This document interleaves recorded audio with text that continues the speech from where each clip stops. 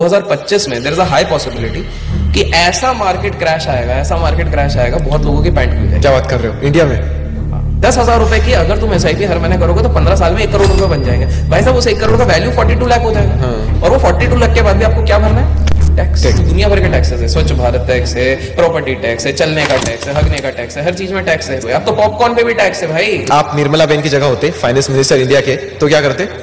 क्या बना दिया यार। वेल्थ को क्रिएट कैसे किया जाए? ठीक है, सबसे सिंपल तरीका क्या है वेल्थ को क्रिएट करने का? डोनाल्ड ट्रंप जीवन में 2 बार बैंकरप्ट हो चुके हैं। वो रॉबर्ट कियोसाकी जिसने पूरे दुनिया को ये सिखाया कि कभी भी लाइबिलिटी और लेवरेज नहीं लेना चाहिए, वो खुद आके बोलता है कि भाई साहब आप मेरी बात करो, मैं 9,000 करोड़ के कर्जे में हूं। ये ABCDE है जो आपको दुनिया का सबसे रईस इंसान भी बना सकती है। हमारे देश में लाखों करोड़ों लोगों के, यंग लोगों के प्रॉब्लम सॉल्व हो जाएंगी अगर एक सवाल पूछना रिश्तेदारों ने छोड़ दिया, शादी कब करोगे?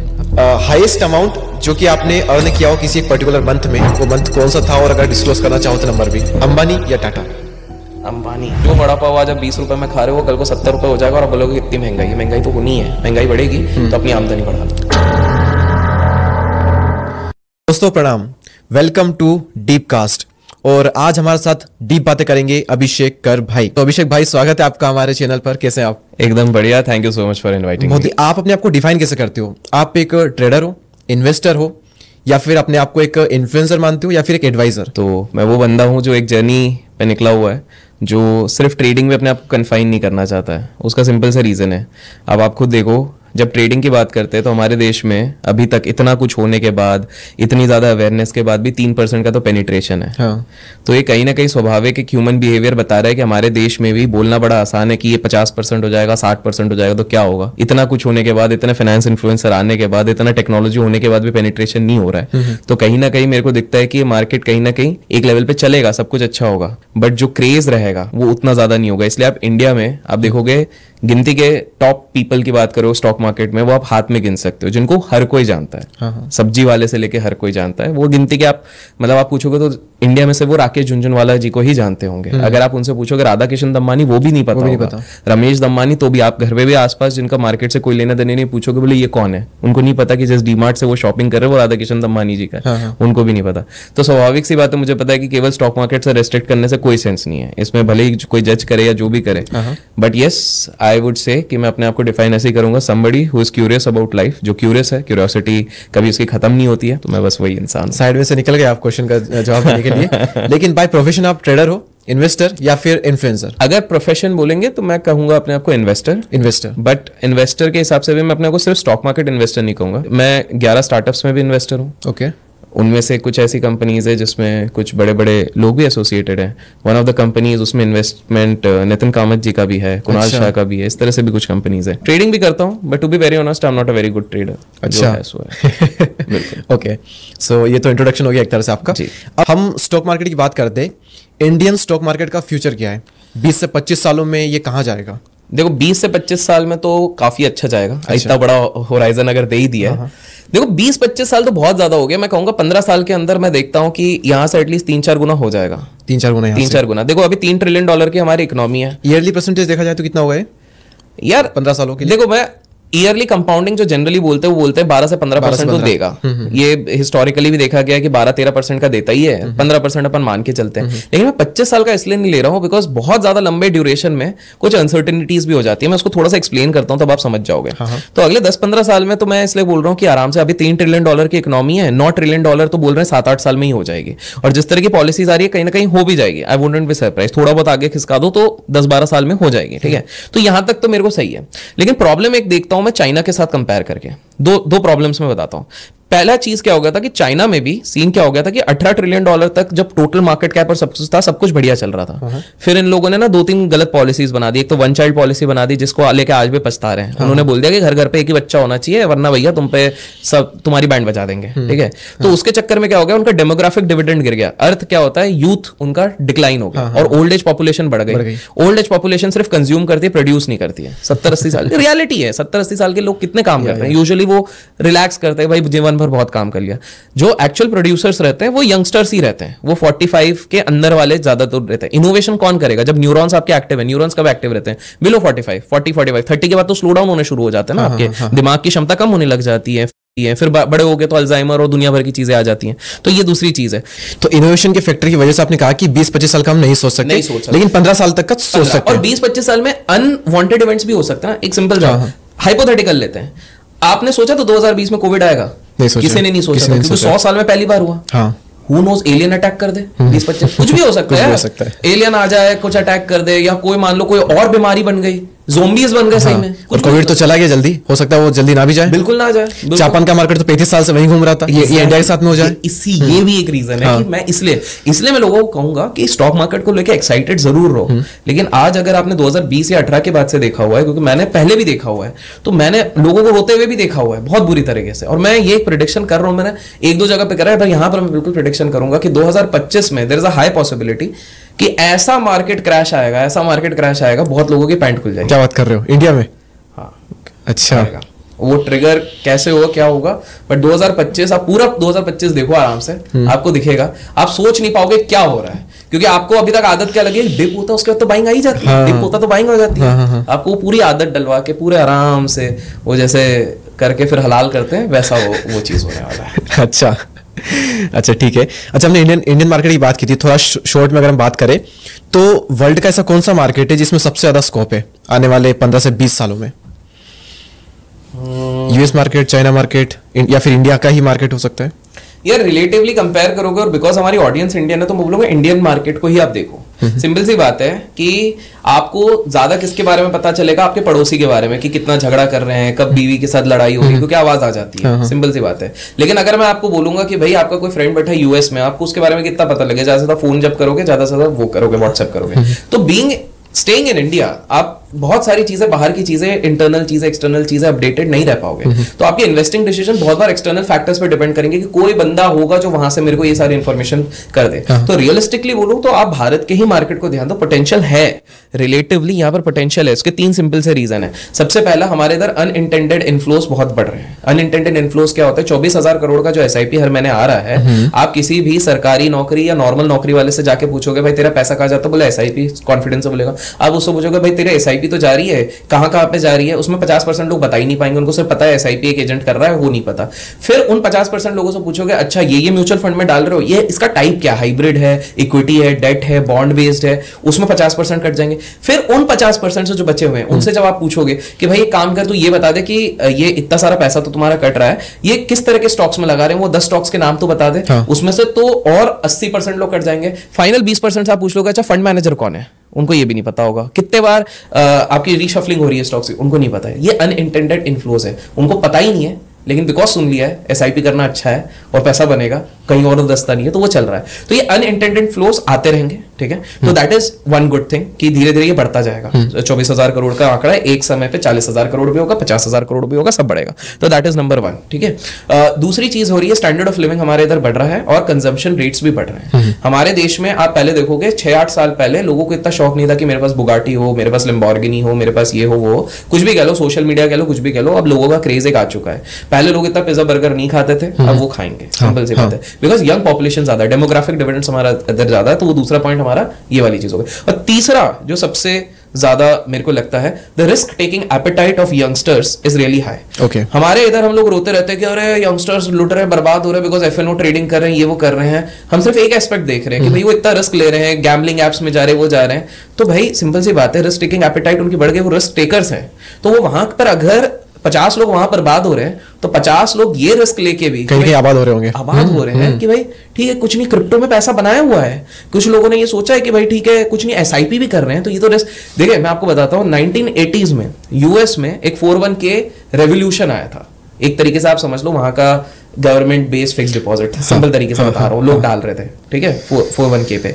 वो वाला रेवोल्यूशन SIP के फॉर्म में हमारे देश में आ चुका है ना। आप देखो कोविड के पहले अगर 4-5 हजार करोड़ रुपए के SIP इनफ्लोज आ रहे थे, 24,000 करोड़ हो रहा है, कुछ तो हो रहा है। अगर कोविड के पहले केवल 4 से 5 करोड़ डीमैट थे, 17 करोड़ डीमैट हो गए, कुछ तो हो रहा है ना। उसके लिए थैंकफुली हम जैसे इन्फ्लुएंसर्स भी होते हैं, ऑब्वियसली सबसे बड़ा रीजन यही है। बिल्कुल है, बट फिर भी हम लोगों के पीछे लोग पड़े रहते हैं। अच्छा, इसमें भी आप थोड़े से डिस्ट्रैक्ट हो गए थे कि हम अपने पे फोकस करें, लेकिन कौन सा मार्केट हो सकता है? इंडिया का ही मार्केट होगा आपकी नॉलेज के अकॉर्डिंग? इंडिया देखो, अगर पैसा कमाना है स्टॉक मार्केट के थ्रू ही आप बोल रहे हो तो वह इंडियन मार्केट है, लेकिन पैसा बचाना है तो फिर इंडिया में मत रुको। अच्छा देखो पैसा बचाना है तो इधर आप पोर्चुगल निकल जाओ या फिर मलेशिया निकल जाओ। लोग यूजुअली दुबई बोलते हैं, मैं ये दोनों कंट्रीज बोल दूंगा। अच्छा। मलेशिया या पोर्चुगल निकल जाओ, सिंपल सा रीजन है। पोर्चुगल जाओगे, आजकल लोगों को क्रिप्टो ट्रेडिंग का बड़ा शौक चढ़ा हुआ है। 365 दिन तक अगर आप उधर क्रिप्टो होल्ड करते हो 0% टैक्स है। डिजिटल नोमैड बन चुका है। वहां का अगर आपको वीजा मिल जाता है तो 183 कंट्रीज तक फ्री वीजा आपको वहां पर एप्लीकेबिलिटी हो जाती है। 5G का बहुत बड़ा नेटवर्क है। अगर इनोवेशन इंडेक्स की बात करें तो 4th 5th के आसपास वो आ चुका है। हैप्पीनेस इंडेक्स में भी ऊपर जा रहा है। तो खुश रहोगे, सांस अच्छी ले पाओगे और जी पाओगे ज्यादा, और प्लस ऐश कर पाओगे। Tax slab is also come. और अगर आप इसकी बात करते हो मलेशिया, तो मलेशिया का इफेक्टिव टैक्स करीब करीब 24% है, लेकिन एक्सटर्नल इनकम आता है। फॉर एग्जाम्पल फॉरेन कंट्री से आ रहा है तो 2036 तक वो एग्जेम्प्ट है, उसमें कोई टैक्स नहीं लगना है। अच्छा। हाँ, 5G का सबसे बढ़िया नेटवर्क वहां पर बना पड़ा है डिजिटल नोमैड्स के लिए। सबको पता है आजकल इंटरनेट पे ही सारा काम हो रहा है, तो वो वाली चीज भी वहां पर है। क्लीन एयर है, सब कुछ बढ़िया। सिंगापुर से सस्ता है, दुबई से सस्ता है। वहां पे connectivity with all the countries, south Asian countries है, वो बहुत बढ़िया। तो मैं कहूंगा कि अगर स्टॉक मार्केट में ही डाल के कमाना है तो इंडियन मार्केट है, टैक्स देते रहो। बट अगर आपको पैसा बचाना है तो आप मलेशिया, पोर्चुगल या फिर दुबई तो है, उधर निकल जाओ। ओके, क्योंकि बचा करके जो बचा हुआ है कमी होगी ना आपकी फिर तो। Exactly, नेट इनकम आपको बढ़ानी है। अगर आप सीरियसली सोच रहे हो, क्योंकि हमारे देश में प्रॉब्लम वही होगी ना कि आप ज्यादा कमाने लग जाते हो। तो फॉर एग्जांपल जब मैं खुद ऑडिट पे देखता हूँ तो इफेक्टिव टैक्स हम 50% तक दे रहे हैं। क्यों?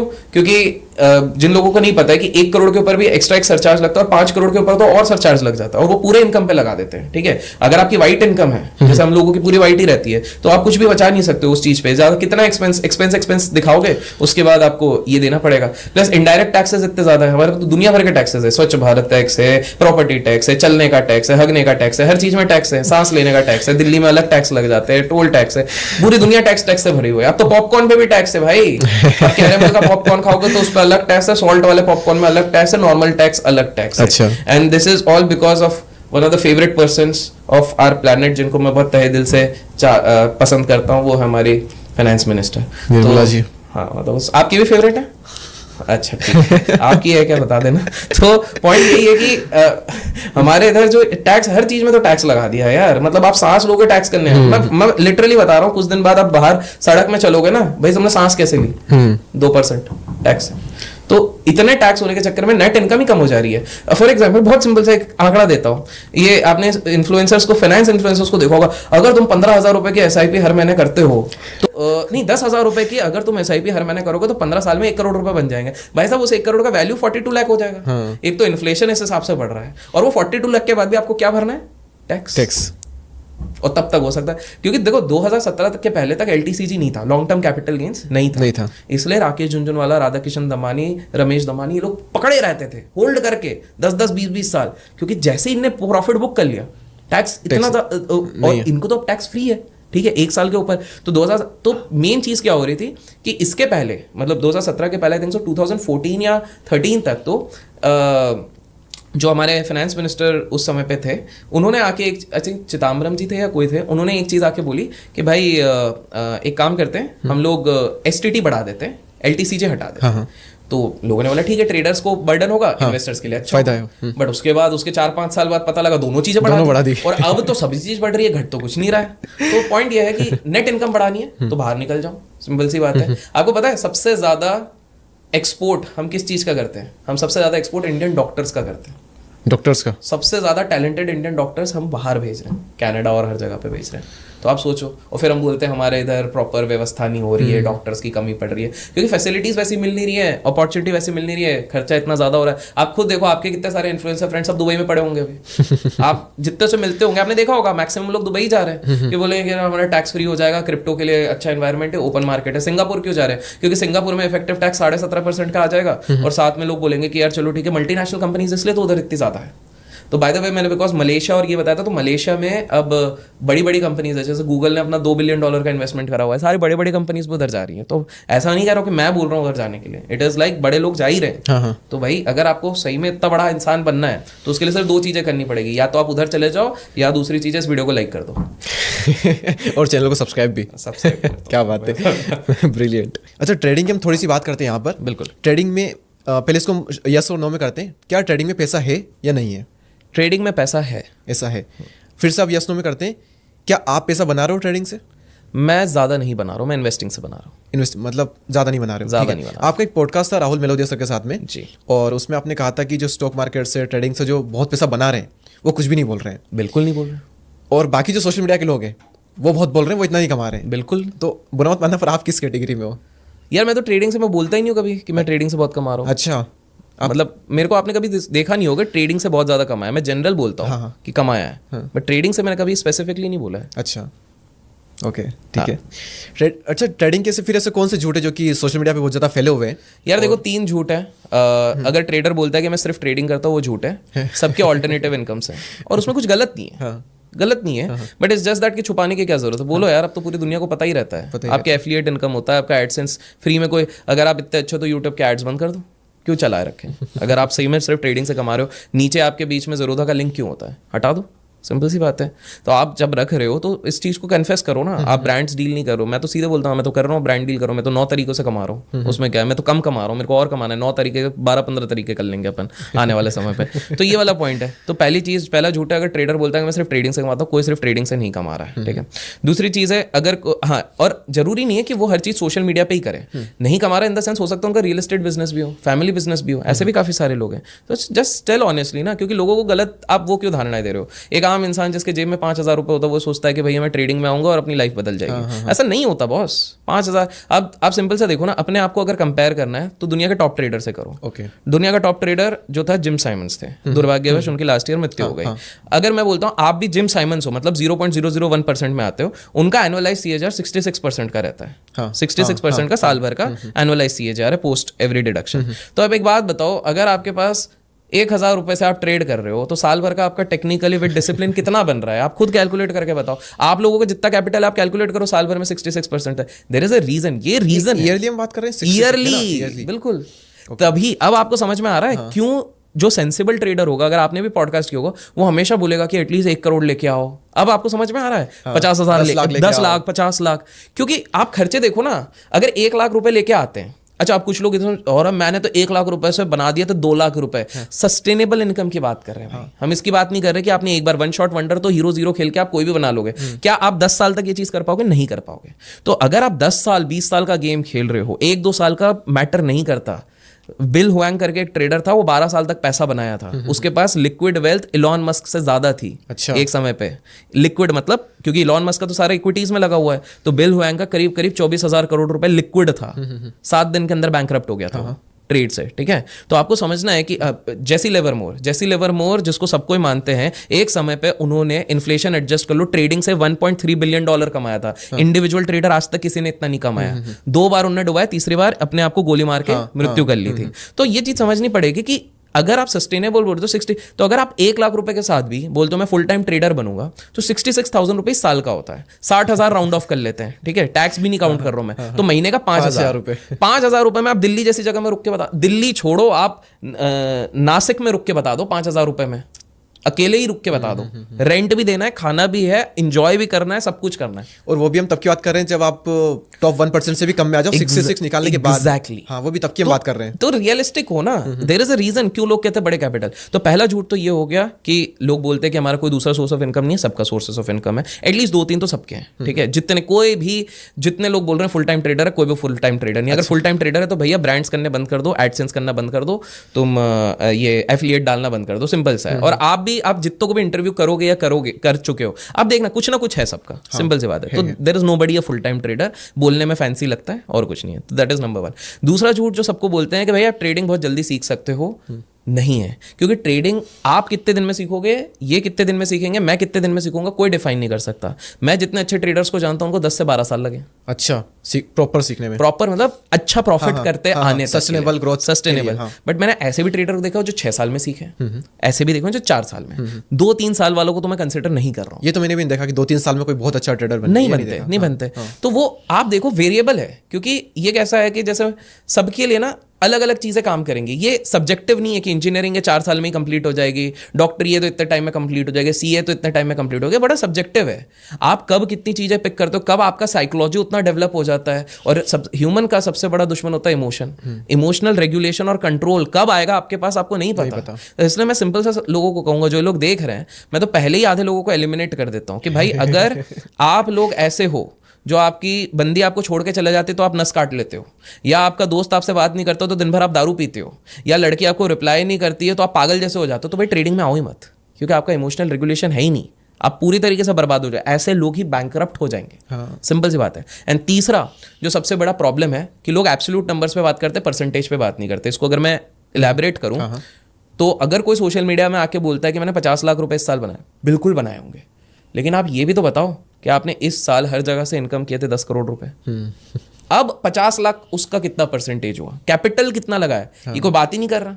सीधे मैंने 50 लाख, अब 50 लाख एक जो 20,000 रुपए की सैलरी में बंदा काम कर रहा है उसके लिए तो बड़ी है ना। लेकिन इसके लिए तो पॉइंट है कि ठीक है मैं सीधे सीधे बोल देता हूँ तो उसके लिए हेट भी मिल जाएगा, बट ठीक है जो है सो है, अपन तो बोल देते हैं।